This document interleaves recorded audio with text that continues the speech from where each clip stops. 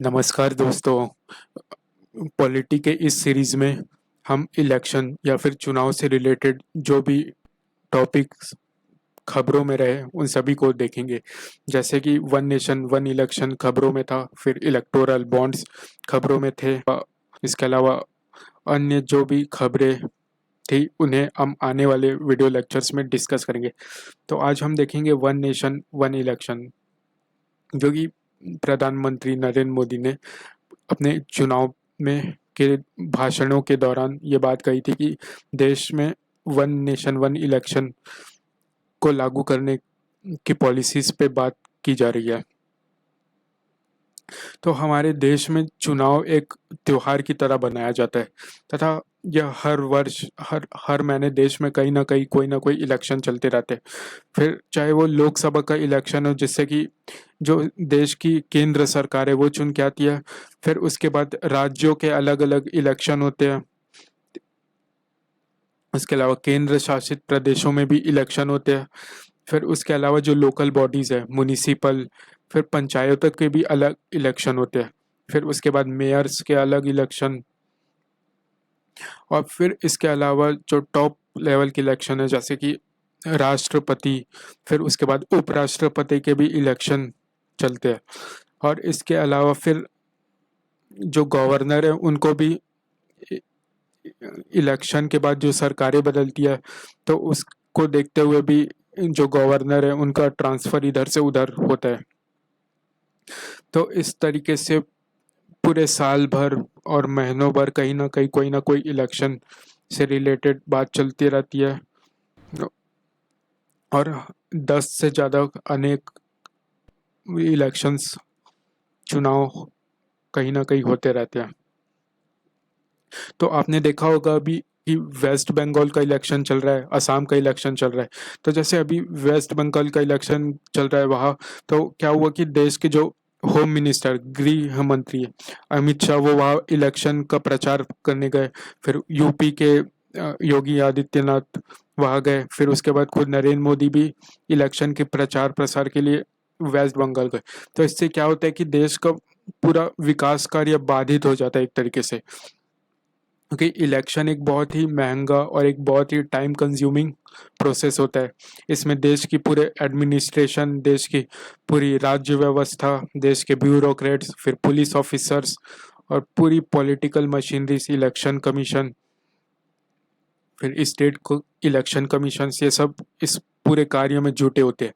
फिर इलेक्शन के दौरान एक और बड़ी समस्या ये होती है कि आचार संहिता को लागू किया जाता है। आचार संहिता के पहले ये होता है कि जो राज्य सरकार या फिर केंद्र सरकार विकास के लिए जो भी टेंडर निकालने वाली होती है, जो भी वो कुछ पेमेंट जो बचे कुछ पेमेंट्स हो है वो अपने कॉन्ट्रैक्टर्स या फिर नीचे किसी डिपार्टमेंट को पे करने वाली होती है। जो भी टेंडर्स का नोटिस निकलना होता है वो सभी क्या हो जाते हैं, जाम हो जाते हैं। फिर इसके अलावा इस तरीके से पूरा सुशासन और शासन एक तरीके से पैरालाइज हो जाता है। तो जैसा कि हमने देखा कि पूरे साल भर कहीं ना कहीं महीनों भर पूरे देश में कहीं ना कोई इलेक्शन होते, तो इस तरीके से वहाँ के विकास कार्य बाधित रह जाते हैं। और फिर जब इलेक्शन होता है तो उस पे पूरी पार्टी, जो राष्ट्रीय पार्टी है, फिर स्टेट पार्टीज, उसका पूरा ध्यान विकास कार्य को छोड़ के राजनीति और इलेक्शन में लग जाता है। जैसे कि पूरी बीजेपी है, बीजेपी का जो अगर इलेक्शन का कार्य होगा तो उस टाइम क्या करेगी, पूरी राज्य राष्ट्रीय स्तर की पार्टी, उनका पूरा एक ही मोटो होगा कि वे इलेक्शन पे ध्यान दे और उसे जिताए। लेकिन अगर इलेक्शन नहीं होगा तो क्या करेगी, जो बीजेपी की पार्टी है वो नए नए पॉलिसीज लाएगी, नए नए कानूनों पे काम करेगी तथा नए नए सुझाव पे, नए नए इंफ्रास्ट्रक्चर के डेवलपमेंट पे वे ध्यान देगी। तो इसलिए कोशिश ये की जानी चाहिए कि इलेक्शन का जो टेन्योर है, जो उसका इलेक्शन की जो रेंज होती है, टाइम रेंज, वो कम से कम होनी चाहिए। तो इसी कड़ी में साइमल्टेनियस इलेक्शन का सुझाव लाया गया। तो जानते हैं साइमल्टेनियस इलेक्शन क्या होता है। तो भारत में जो इलेक्शन की साइकिल होती है वो इस तरीके से साइमल्टेनियस इलेक्शन के द्वारा एक लय में लाया जा सके, ताकि जो केंद्र का इलेक्शन, लोकसभा का इलेक्शन, फिर राज्य के विधानसभा के इलेक्शन, और फिर अगर हम थर्ड टायर में जाए तो लोकल बॉडीज जैसे कि म्युनिसिपल और पंचायत के इलेक्शन भी एक लय में हो सके।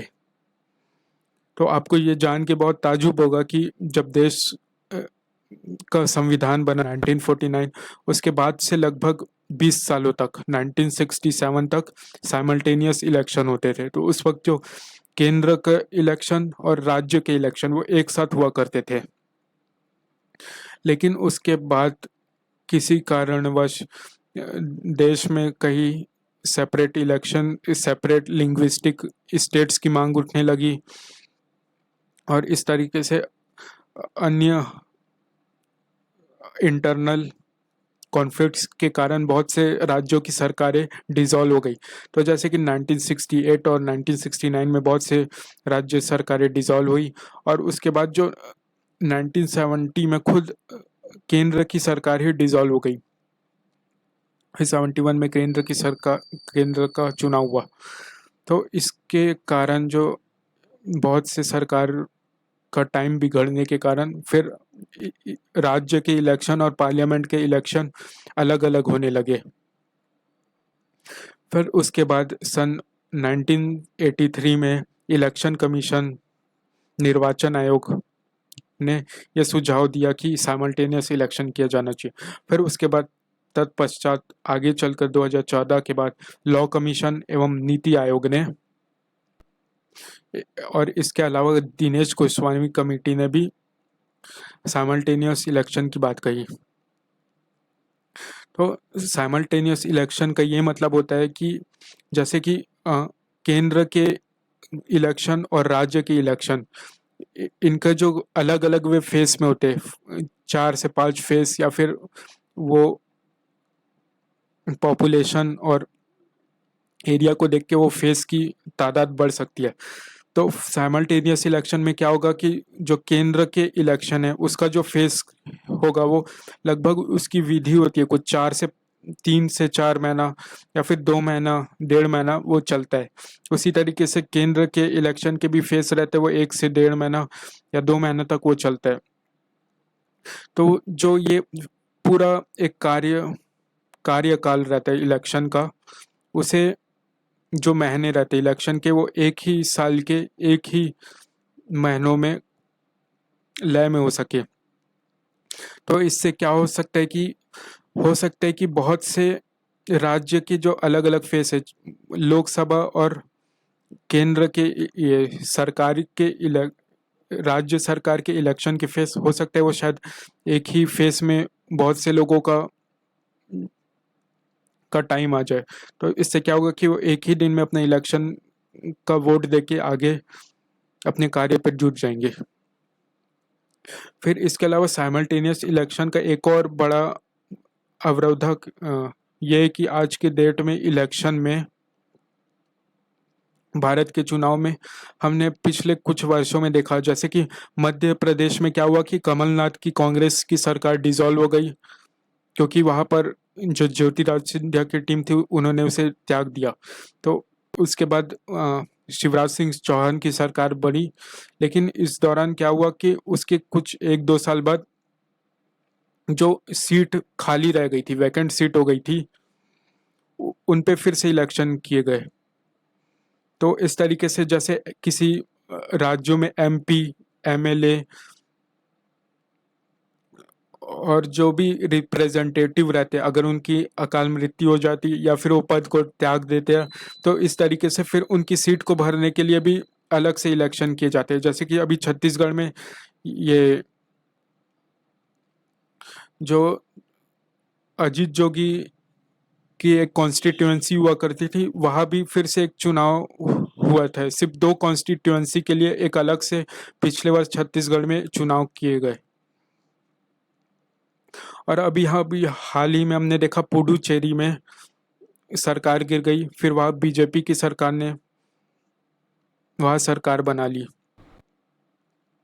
तो अभी इस तरीके से पूरा ध्यान जो है देश का वो एक छोटे से राज्य या फिर छोटे से चुनाव कार्य में चले जाता है। तो इससे बहुत जो देश का कॉन्साइंस होता है वो किसी प्रोडक्टिव वर्क में न लगकर इन कामों में लग जाता है। फिर आइए हम देखते हैं कि साइमल्टेनियस से इलेक्शन से रिलेटेड अपने संविधान में क्या प्रस्ताव है।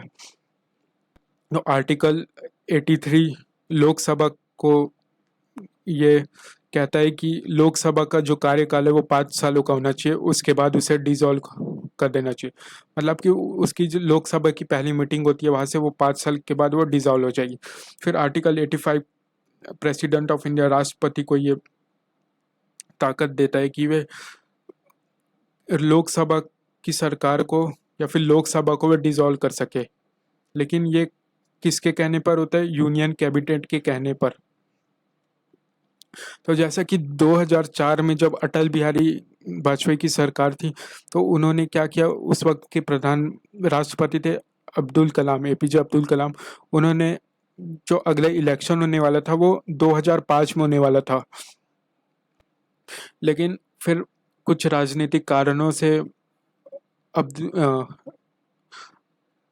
जो कैबिनेट के हेड थे अटल बिहारी, उन्होंने एडवाइस किया अपने प्रेसिडेंट को अब्दुल कलाम को कि आप सरकार को डिसॉल्व करिए और 2014 में ही वो इलेक्शन को करिए।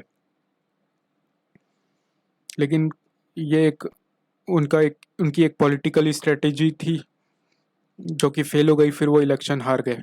फिर इसी तरीके से जो केंद्र के इलेक्शन होते तो आर्टिकल 172 ये कहता है कि जो विधानसभा है उसका 5 साल का टेन्योर होना चाहिए और इसके बाद डिसॉल्व कर देना चाहिए। और उसके अलावा आर्टिकल 174 राज्य के गवर्नर को यह पावर देता है कि वह राज्य के कैबिनेट के सुझाव पे राज्य के विधानसभा को डिसॉल्व कर दे। और इसके अलावा अगर आपने आर्टिकल्स पढ़े होंगे तो उसमें यूनियन गवर्नमेंट से रिलेटेड जो आर्टिकल है वो रहते आर्टिकल 52 से 151 तक, जिसमें कि president of India, prime minister, cabinet, Lok Sabha, Rajya Sabha से रिलेटेड बातें की जाती है।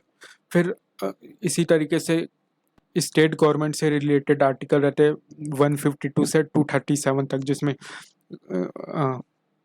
राज्य के कैबिनेट, राज्य के गवर्नर और राज्य के state legislatures, state legislative councils और यहाँ तक कि हाई कोर्ट और सबऑर्डिनेट कोर्ट तक की भी बात उसमें मेंशन्ड होती है। तो इसके अलावा साइमल्टेनियस इलेक्शन से रिलेटेड एक और टॉपिक है, वो है कॉमन इलेक्टोरल रोल। तो आप जब चुनाव देने जाते होंगे तब आपको एक वोटर लिस्ट होती होगी जिसमें आपका नाम होता होगा। तो इस कॉन्सेप्ट का ये मतलब है कि पूरे देश में लोकसभा, राज्यसभा एवं लोकल बॉडीज जैसे कि म्यूनिसिपैलिटी और पंचायत की जो इलेक्शन होते हैं तो उनकी सिर्फ एक कॉमन वोटर लिस्ट होनी चाहिए। उस लिस्ट में ही के ही थ्रू वे कहीं भी किसी भी इलेक्शन का के चुनाव में भाग लेंगे। तो इसके अलावा जो कॉमन इलेक्टोरल रोल है उसमें एक बात है ये है कि हम जानते हैं कि जो केंद्र के इलेक्शन और राज्य के इलेक्शन होते हैं वो किन्हें उसको कौन देखते हैं? राष्ट्रीय चुनाव आयोग, इलेक्शन कमीशन ऑफ इंडिया। लेकिन जो राज्यों में जो लोकल बॉडीज होती है, म्यूनिसिपैलिटी और पंचायत, इनके चुनाव का कार्य कौन देखता है? राज्य निर्वाचन आयोग। तो समस्या यह है कि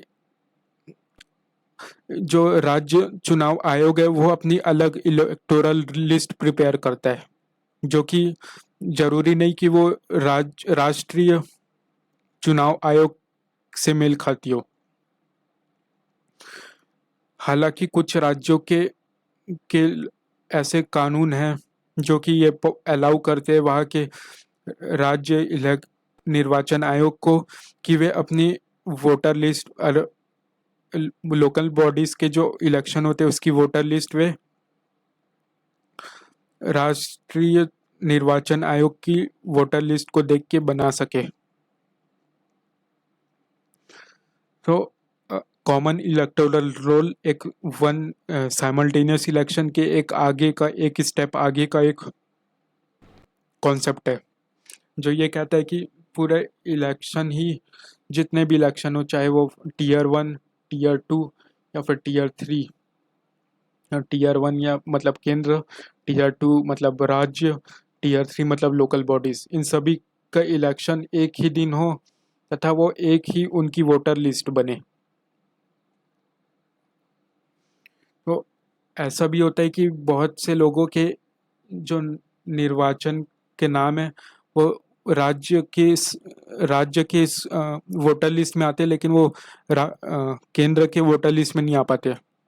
तो इस समस्या का भी एक सुझाव हो उसको भी सॉल्व कर सकेगा ये कॉमन इलेक्टोरल रोल।